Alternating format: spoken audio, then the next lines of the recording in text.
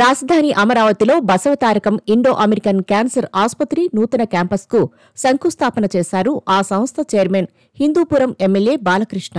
రాజధానిలో అత్యాధునిక cancer care campus ఏర్పాటు చేస్తున్నారు. ఇందుకు సంబంధించి తుళ్లూరు సమీపంలో బాలకృష్ణ భూమి పూజ చేశారు.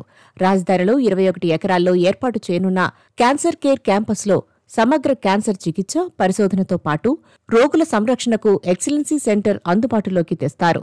తొలి దశలో 500 పడకల సామర్థ్యంతో విస్తృత శ్రేణి ఆంకాలజీ సేవలు అందిస్తారు. 750 కోట్ల పెట్టుబడితో మౌలిక సదుపాయాలు, అధునాతన పరికరాలు సమకూరుస్తారు. వ్యాధి నివారణ, ముందస్తు గుర్తింపు, చికిత్స తదితర ప్రక్రియలకు ఇంటిగ్రేటెడ్ కేర్ మోడల్తో ఏర్పాటు చేసి 2028 నాటికి శస్త్రచికిత్సలు ప్రారంభించారని భావిస్తున్నారు. రెండో దశలో పడకల స్థాయి 1000కి పెంచుతారు. ప్రత్యేక విభాగాలు, పరిశోధనా విభాగాలు ఏర్పాటు, క్లిష్టమైన అధునాతన క్యాన్సర్ కేసులకు ప్రాంతీయ రిఫరల్ కేంద్రంగా దీనిని తీర్చిదిద్దుతారు.